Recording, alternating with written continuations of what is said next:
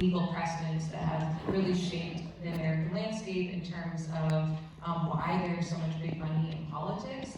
And maybe it would be helpful just to like summarize it once again. Like, why is there so much big money in American politics right now? What are the big decisions, or what have been the major events that have taken place that have really shaped what we have today? So I don't want to be too duplicative of the wonderful video you just saw with Professor Lessay. Obviously, you've now learned, if you didn't know before, about Citizens United. Speech Now, which was the case out of the DC Circuit that created super PACs, might have been new to some of you. Again, don't want to be duplicative, so what I will do is take it back one step and look at an earlier case from the 1970s. Let's say there's a number of Supreme Court cases that brought us to the precipice that the Supreme Court then pushed us over with Citizens United, and then we got kicked down the hill a little bit further by the DC Circuit with Speech Now. But if we go back to 1976, we have a case called Buckley v. Vallejo, and that set the landscape that allowed the Supreme Court to get to Citizens United, but also is providing an avenue for shutting super PACs down now.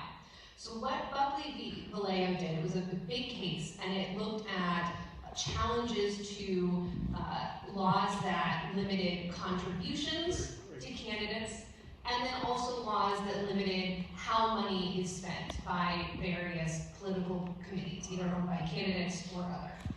And what the Supreme Court decided was that expenditures are closer to the heart of political speech than contributions. And when you're contributing to somebody else, that's still speech, but it's less important. So unfortunately, it did kind of lay the groundwork for speech, money being speech, which the Citizens United decision took and ran with, but it also created a little bit of a two sides of the issue.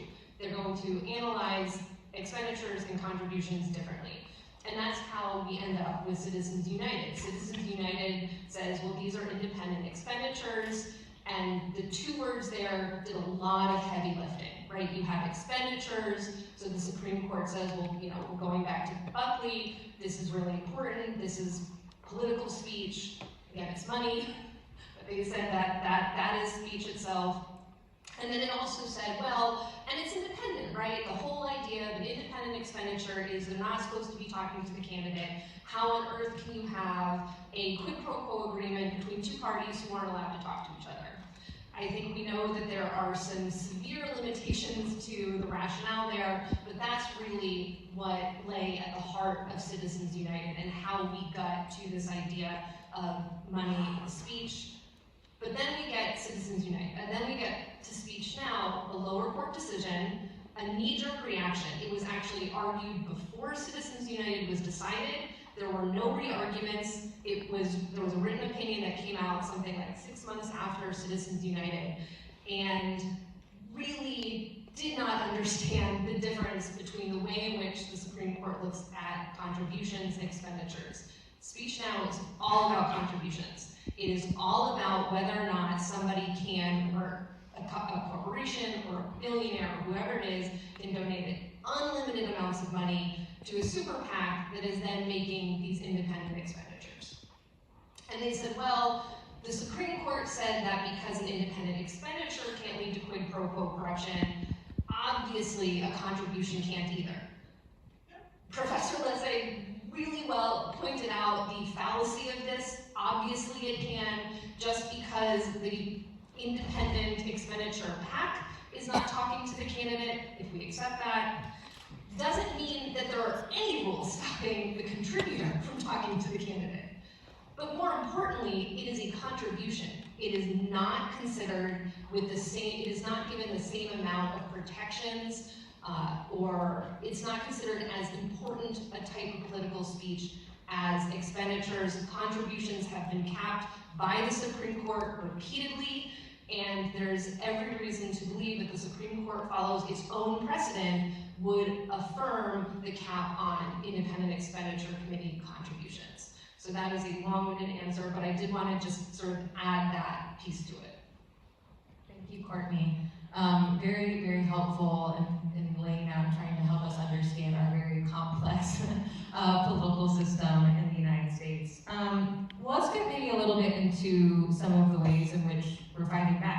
to make our elections work better.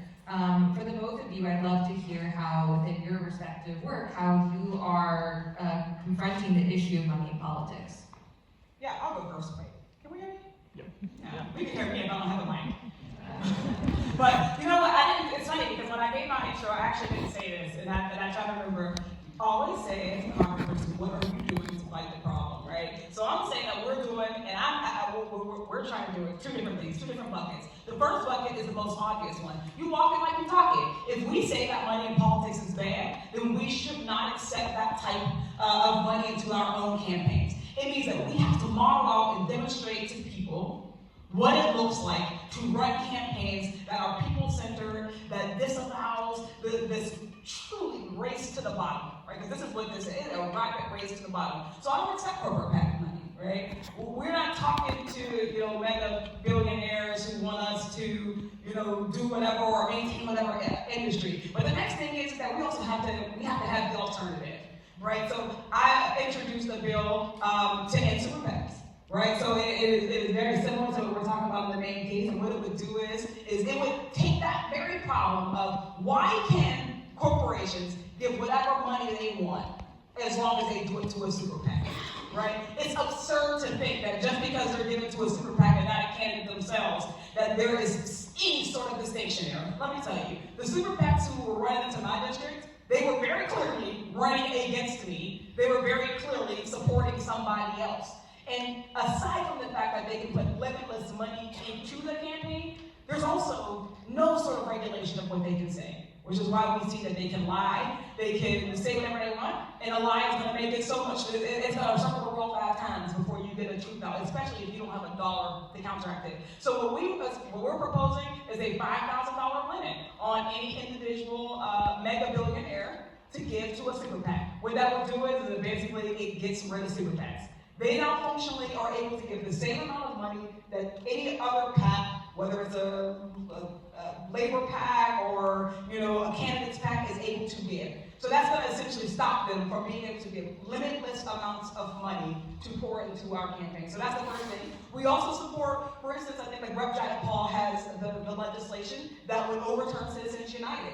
But we know, and of course we know how hard constitutional amendments are, but we also recognize that we have to create the conditions for us to be successful. So it's why we also recognize that money in politics goes hand in hand with other issues like judicial reform, right? We're never going to get ourselves out of this problem as long as we have a handful of Supreme Court justices who are appointed for lifetime tenures and have extreme power over all the rest of us, right? So we have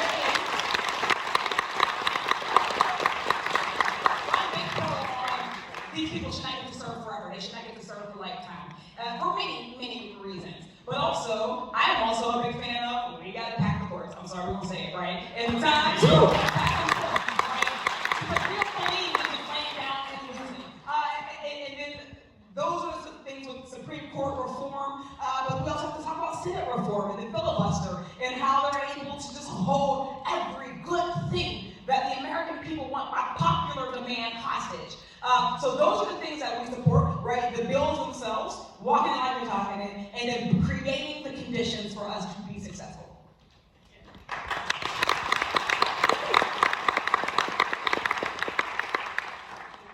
What Representative Lee is doing in Congress is tremendous to protect the people, not only in Pennsylvania, but of the entire nation.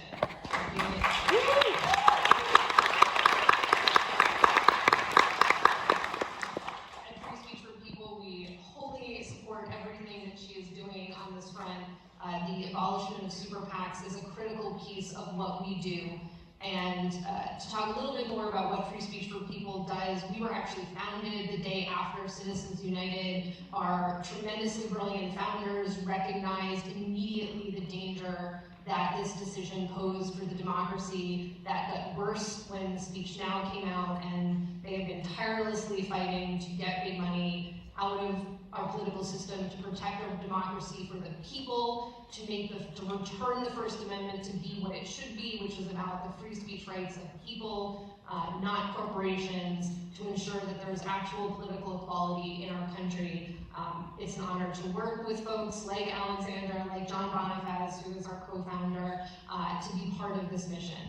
And in terms of our big money in politics work, there's really a two-pronged strategy. And the first, the one that we've been committed to since the founding, is overturning Citizens United through a constitutional amendment.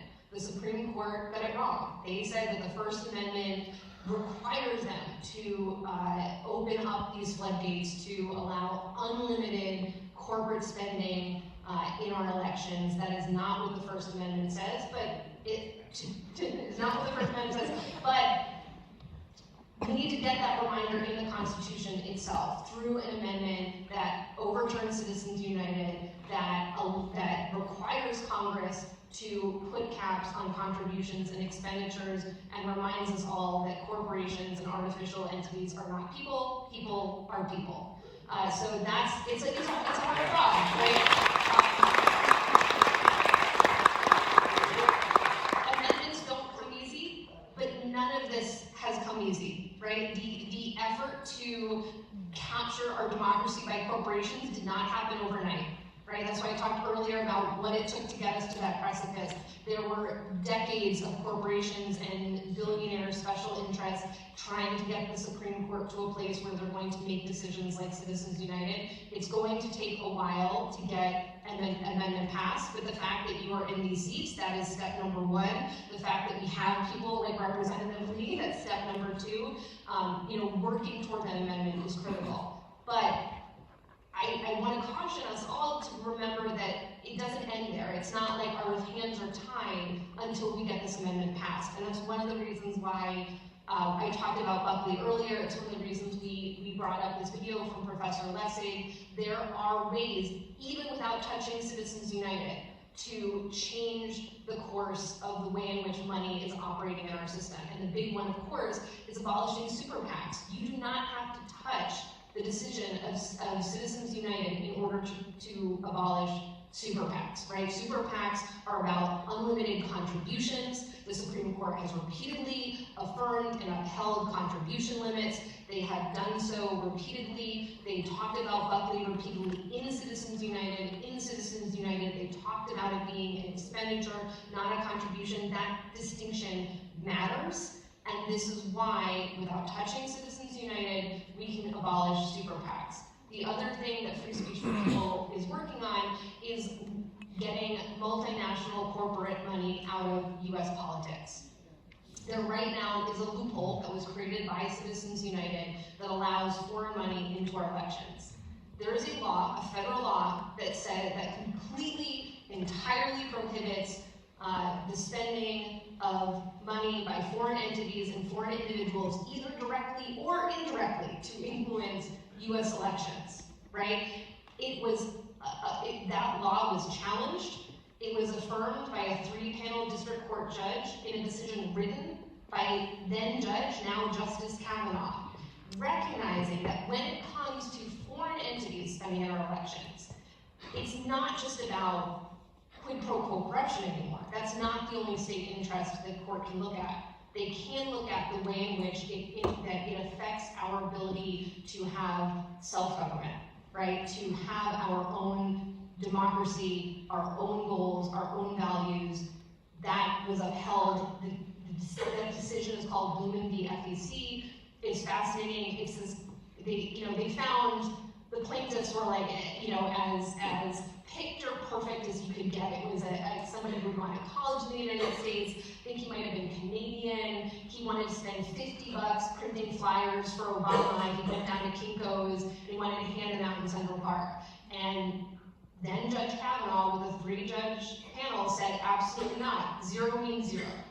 Right? You are a permanent resident. If you are a citizen, sure, but when you are not, then you can't spend in our elections. This is not just an American thing. This is very usual. Most countries have very similar laws. We spend on our elections.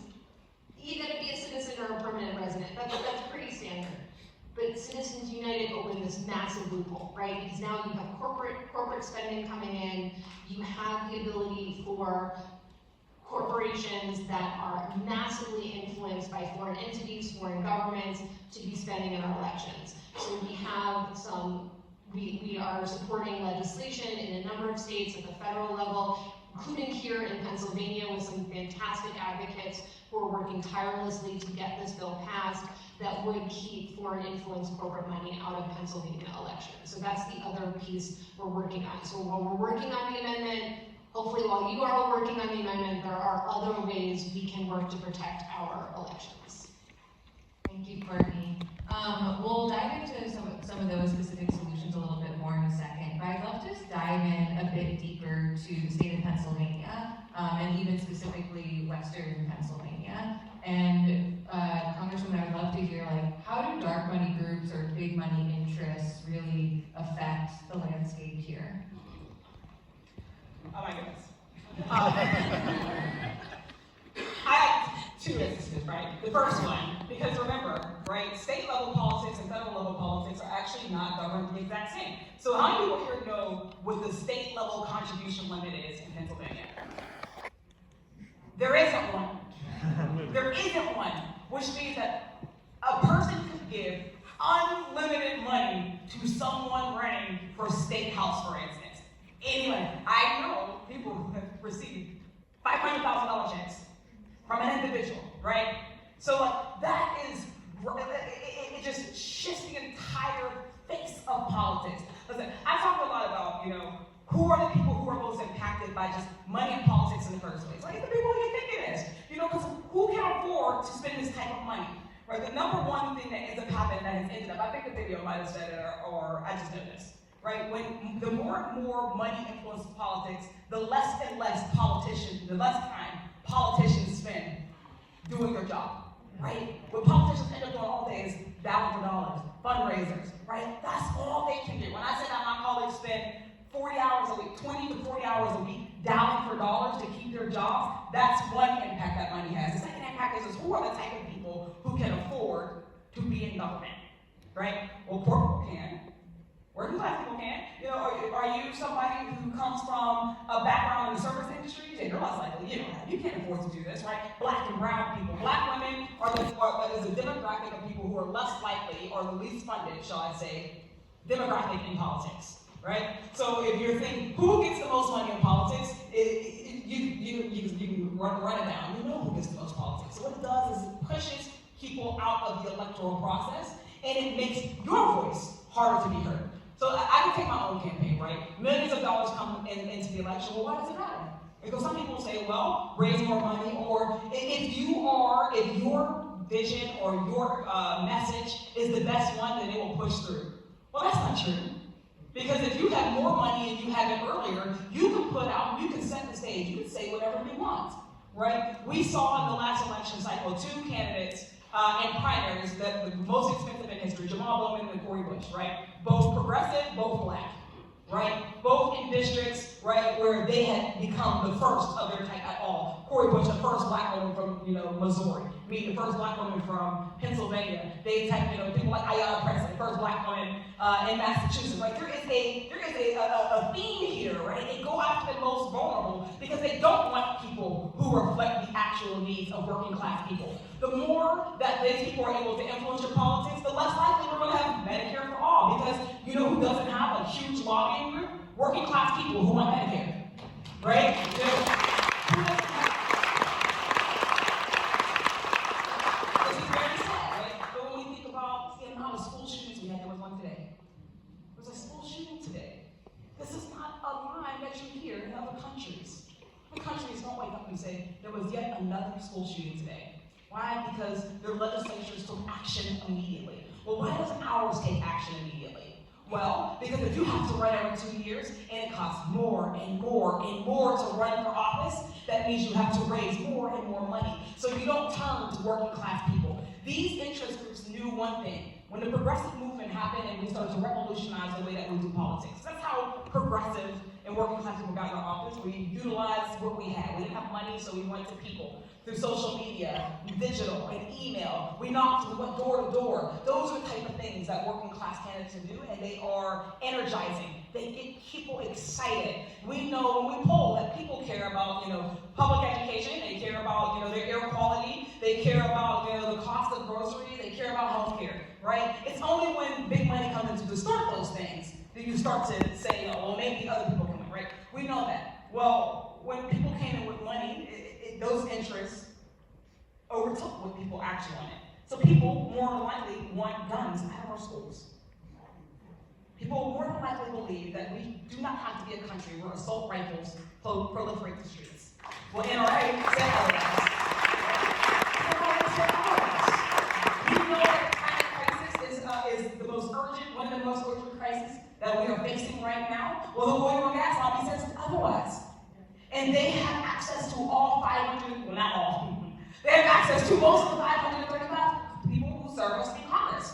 They have access to most of their state representatives. Their lobbyists are well-funded, and they are sitting in your room. But the lobbyists of small people aren't. They outweigh. Their influence outweighs your influence as they have more access. It can reshape what people actually care about. So it doesn't matter what the American people want. It doesn't matter what the polls say. If there is a lobbying group and a money interest there that says, you know what, you can go and you can run, and you can do what the people say, or we'll just run somebody against you with the money, that changes the face of politics. This is unsustainable. They can outlast us. And that's what they know, is that they can outlast us. We will run out of small dollar donors.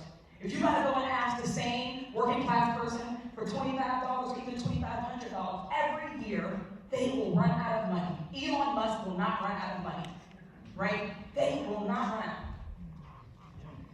Because we don't tax them yet.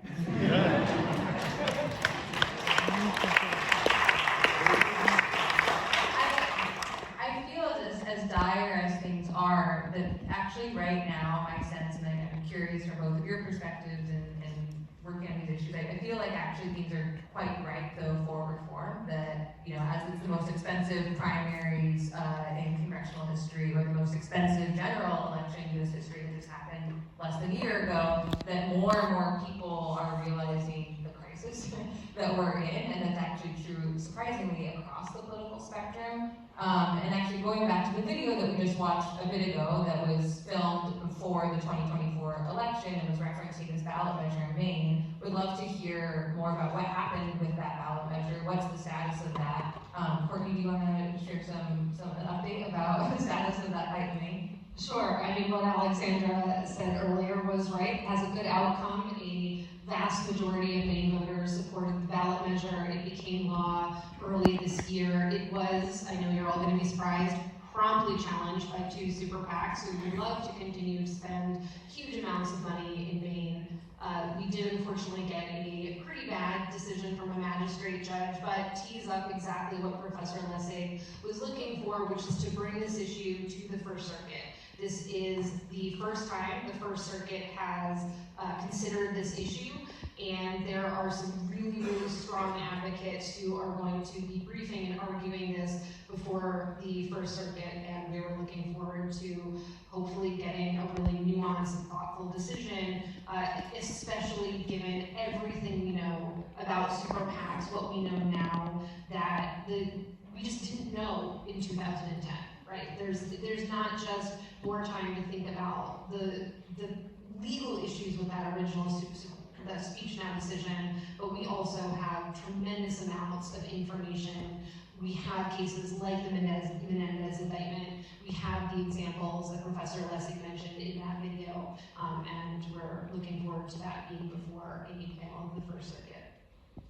I just want to chime in because there are very real barriers to getting money out of politics. And even as we can kind of, celebrate the success of particularly a ballot initiative, right? Recognizing that across the 50 states and territories, right, there are vastly different systems, vastly different realities, and that in and of itself makes us a juggernaut, right? Because I'm not gonna say that we should not go, we cannot go state by state. We should use every tool we have. But we recognize that, right, the Congress itself, the government itself has to be the first, not the first step, it has to be an important step in saying that we do not want money in politics.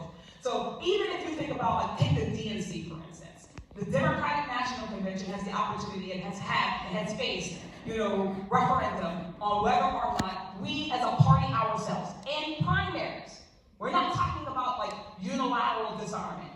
We're saying, can the Democratic Party, the party that says the loudest that we should overturn Citizens United on the campaign trail, should we demonstrate that commitment by getting and banning super PACs, dark money from our primaries? Yes. But the DNC said no, right? But the DNC said no, right? Then we have to talk about why. We have to be serious about why, right? Well, I will say it's for two reasons. The first reason is the most obvious, is that they themselves rely on big money in politics to keep their jobs, right? The biggest institution in our government is the institution of incumbency, right? People want to keep their jobs, and I'm not going to. I would like to keep my job, but that aside, people want to keep their jobs, and they know, again, in this nuclear arms race of money and politics, that they cannot do it alone. So they themselves, whether it's quietly or loudly, are getting money from corporate PACs every year. Because you know what? The number one way to stop having to do call time is to get a PAC, give you $5,000 at a time, right? That keeps you from having to do a little bit of that fundraising. You still got to do it, right? They rely on it. They rely on it to keep their jobs. They also rely on it, and the flip side of that, to keep people, pesky people out, right? Because if you are already there, you're probably, in a lot of instances, facing challenges from the left. Progressive folks, younger folks, more diverse folks, right? Who do not have the benefit of waiting their turn, right? They waited, and the turn never came. So they're more likely to come and challenge, right? They're also less likely to have that type of money. That's the moment we're in politics right now, right? So the more established you are, the more likely you are to say money in politics for me, not for me, right? But you're using it to shut out your enemies. And that's true even when it's not their own race, right? Because who do people make money PACs spend the most money on? They keep progressives out, to keep young people out, to keep the people out who are maybe not as institutional, right? So the institution keeps going. It has become a part of the institution itself. Because you know what? There should be some purity. A certain type of people should be in this institution. And those type of people who want to change the institution itself are the ones who are trying to get in now, right? So we are not, like I said, walking it like we talk it, and that is a barrier. So we keep saying we want to get money out of politics, but then we don't move on the amendments, we haven't made it, but that's starting to shift, right? Because again, some new people did break in. So right now, we are trying to urge our party that if we take control, then we think that when you have the gallows, right? You got your speaker, you're the party of leadership, you get to decide what is the first bill that you do. And your first bill is the bill that's supposed to set the tempo for what are you as a party. And there is a big cohort and growing of us that believe that the first bill should be an anti-corruption bill. That in this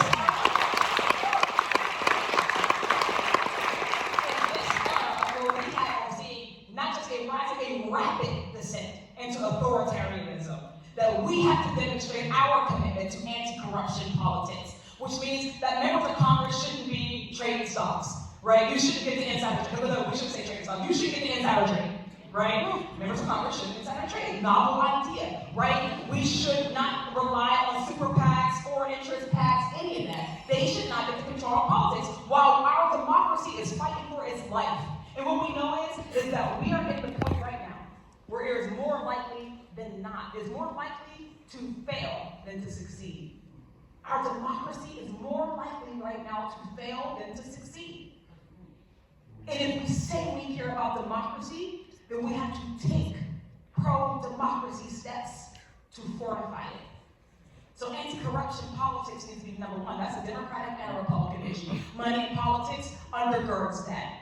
You can't do democratic reform without getting money in politics. It doesn't matter if we've made it easier for people to vote, if we've made it harder for them to be represented. We have to prioritize those things as our first step if we are going to be honest about it. So yeah, it does have to come from Congress. Otherwise, we will have a one-by-one state solution instead of a solution.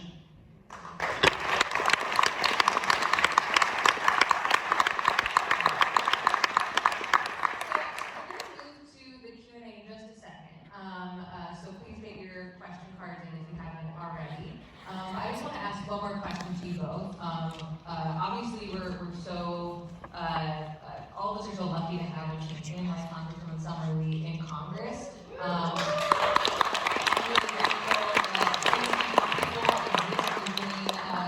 It's important work for everyone who's here and everyone who's tuning in from across the country who is like, I'm a regular person, what do I do? Do you have any suggestions or marching orders for people how they can take action to confront the flood of big money in politics in our elections? Yeah, let me try to take that. Let me try to be really concise. I'm going to go.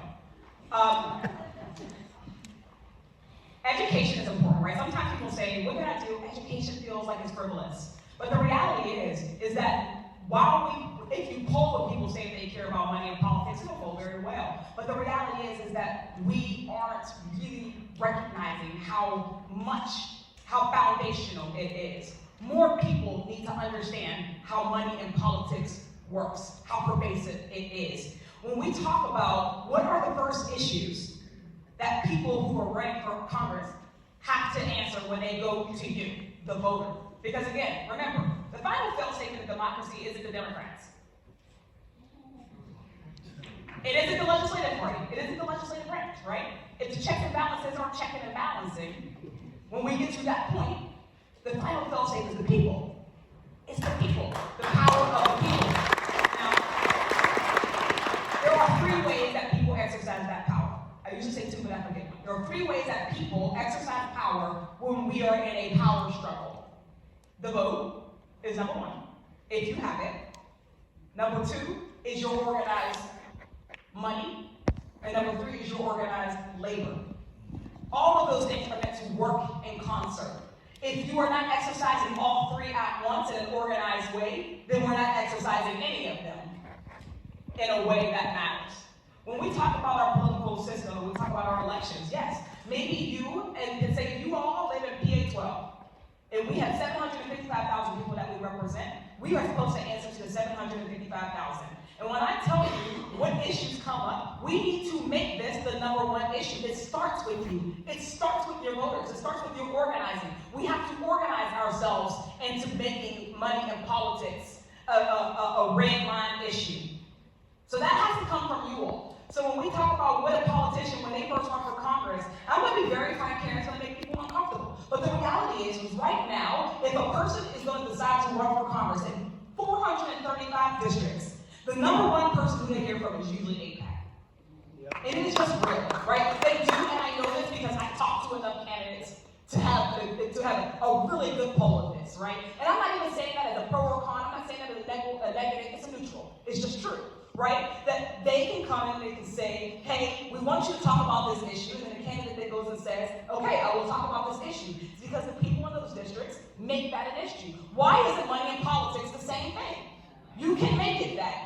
When a candidate runs for office, the first thing you ask them is, what do you think about money and politics? How are we ending and overturning Citizens United? How are we recapturing our democracy from outside influences? You have to make that a campaign issue. Only we can do that. And your candidates in turn will have to start responding to it. We'll have to start, being serious and taking it serious. But that's organizing. There's an organizing effort. So this is 1 step. Obviously, coming to these things, learning about it, taking language, and then giving it back to people in your networks. Again, I always say, if you care about environmental justice, then you should care about money and politics. So if you are an environmental justice group, an organization, then in your organization, when you say, how do we get to how do we end the climate crisis, right? You might be in your silo. We need you to come out of your silo, right? Go into your silo. If you are somebody who cares about gun reform, common sense gun reform, we need you to come out of your silo. If you're somebody who cares about housing, come out of your silo. We should all be partnering together to say, right now, we have to get money out of politics. And then we can work on those other issues.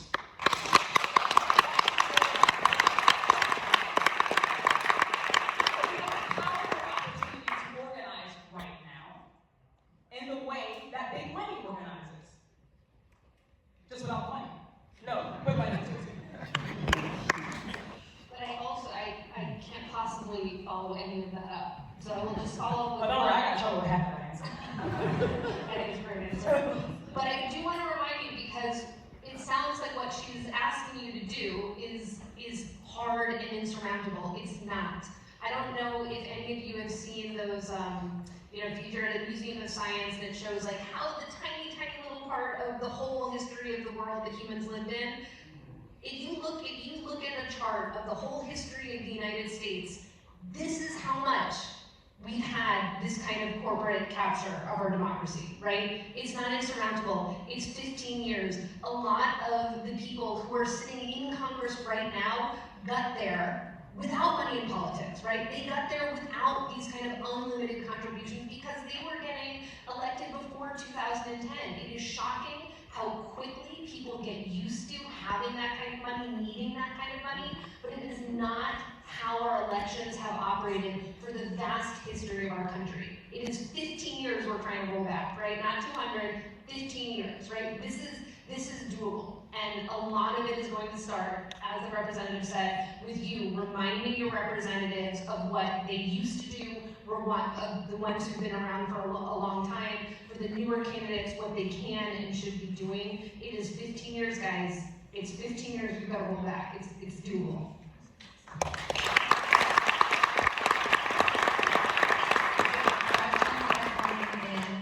The one thing I just want to add on to that, to those fantastic answers, is one that, please get involved specifically in helping us advance the Congresswoman's bill, the bill to abolish super PACs in Congress. If you go to abolishingsuperpacs.org, you can see our whole campaign website. There's a ton of resources there, and then there's a way for you to sign up to get involved. Because I think to add on to what the Congresswoman was saying, educate yourself, educate your communities, and then organize. So you can organize with us as an organization. You can organize with some of the groups here in this room. March on Harrisburg, shout out, Poor People's Campaign. There are local groups, national groups. Organize people and organize money are the sources of power. So find some people and get organized. If we put this at the forefront of the conversation and force members of Congress and everyone in elected office to talk about and do something about this issue, that's how we win. Yeah. Power concedes nothing without the demand. You are the demand and the power, if you choose to be. Great. Okay, so let's hear from some folks. So this one is from Brenna W. We recently saw a lot of money in the Pittsburgh mayoral race. How does the money in politics discussion look differently nationally versus locally? Are there more or different actions we can take to level the playing field? Yeah, it's similar, right? It's very similar at this particular level, because at the mayoral level, there are also campaign contribution limits. So in races like mine at the congressional level, at the mayoral level, I believe, like our county level, there are contribution limits, which is what opens the floodgates, in a sense, to the independent expenditures. But again, there are commonalities, right? There were so many forces that went into our mayoral race, right? It's the national kind of talking points of Black mayors. And this fear of Black mayors, right? It is the fear of the new guard, meaning that at the same time, right, this idea that, progressives and executive roles is scary to more people, even in congressional roles. I would say, in a sense, it can actually be more pervasive in some of these local races, especially executive level races, because there's more power there, right? An executive can move way faster than one representative can. It's actually fewer interests that care about shaping Congress than there are interests who care about shaping your city government, right? You're gonna get a couple people who's like, oh, this is, my issue is uniquely in the purview of the federal government. Let me tell you all the issues that are uniquely in the purview of the executive branch of your city, right? That could be development and business interests. It could be environmental issues and labor issues. All of these, they run the budget, right? So all of these things, housing and transportation, so many big interests collide in a race like this. And they think about this. Because appointments, right? Because the executive branch, the mayor gets to appoint places, right? Who are the county executive? What's here, right? Who gets to run, DHS? Who gets to run this agency? Who gets to run that agency? Comes through the executive branches, right? Whether or not that developer gets to build housing that doesn't have affordability, or they just get to just do whatever they want, right? The forces of gentrification or do they have somebody who's going to be a brick wall, making them accountable to the people who live in those communities? So it attracts big, big money. The way that we counteract it, but I would say another difference is depending on the size of your city. The city of Pittsburgh is almost half, more than half of what my district is, right? There's 300,000 people in the city of Pittsburgh. There's 755,000 in my congressional district, which means that knocking on doors is still powerful, right? Having an accountable media is still powerful. I want to just bring that up because it's not just the money in politics that's kicking our ass. It's also an unaccountable media system, right? We need to make sure that it's not just the candidate's job to get out what they run on or what they care about, or to check lies of their opponents. And I'm not talking about any race in particular. I'm talking about every race. We saw that in Donald Trump, right? He got unearned media every single day because he's a media figure, right? And the media never checked that, right? They never thought about what their responsibility was or is in our democracy at the local level. That is really, that really shines through. Does anybody know who the judges are who are running to be retained? Well, the media should be telling us. The media should be talking about the races that are coming up. If a candidate is actually blatantly lying and they have more money than another candidate, the media should be fact-checking here and there, right? People should have access to good information if our democracy is going to exist. So it is both, right? It's money in politics. It works at the federal level. It is a microcosm, right? The local level is a microcosm of the federal level, and both of them are unique and they're distinct and similar kind of beasts when it comes to how money in politics is done. The only difference, I would say, the last difference between local levels and federal level is that there are different election laws at every federal level. How long is the election cycle? Do you have ranked choice voting at this election cycle that allows you to do things like they saw with or conservatives can run together because I'm nonpartisan in this moment, barely, right? Is there vote by mail in your city? Like, what are the different reforms that you've been able to take at your local in your state level that we don't have at the federal level? So those do impact the differences in how you're able to counteract the money, right? The more infrastructure you have for your election integrity, the better chance you have of counteracting big money. The looser the regulation, the harder it is. Courtney, would you like to add anything to that? That is a hard act to follow, but I think I'll just do what I sort of did last time, which is just to reiterate, everything the representative just said. Be aware. The media should be telling you these things. They should be keeping you informed. Maybe they're not doing a great job of it. Maybe you have to dig a little bit more, but keep yourself informed. What are the candidate contribution levels for not just your federal representative, but also for your local governments, for your county governments, for your state governments? As we learned today, there are no candidate contribution limits for your state representatives, right? Learn this. And then if this is not an answer that makes you happy, if this is not an answer that seems reasonable, find these amazing local advocates in your state. They exist, they're active. I know they're active in Pennsylvania. I know they're active in every state for folks who are coming here from out of state. Find them and see what you can do. So that really goes back to what Alexander was saying. What can we do? I want to add one more thing to the kind of what can we do thing. I learned through the New York mayoral race. I learned when we've been listing the different ways in which we can counteract the money in politics. I learned a cool one, quirky one. It isn't the end-all be-all, but it's a little thing that helps. In New York City, when a super PAC, runs an ad or a mailer, New York City, or maybe New York State, requires them to put their top donors on the ad. Right? That's kind of cool. That's not something that we have in Pittsburgh, right? We had to do big work to help people to know who was the super PAC behind, the negative ad campaign on me. We had to do the work. Well, in New York City, it's like, who ran the ad against DoorDash? I can actually tell you, it's DoorDash, right?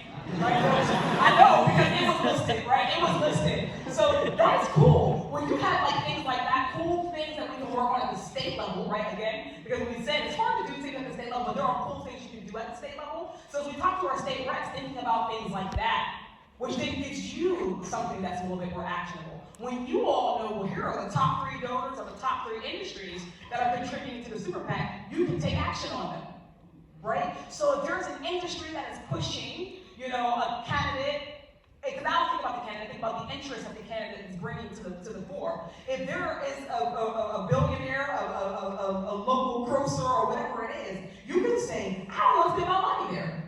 Because remember what we said, the three powers that we have: voting, labor, and money. We have ways of stopping them from going against the interests of our community, but only if and when we know they're doing it. So looking into who is behind it and then spreading the news there too, there is an actionable step. If you don't like it, stop supporting them. We have to learn to stop supporting people who are harming our communities.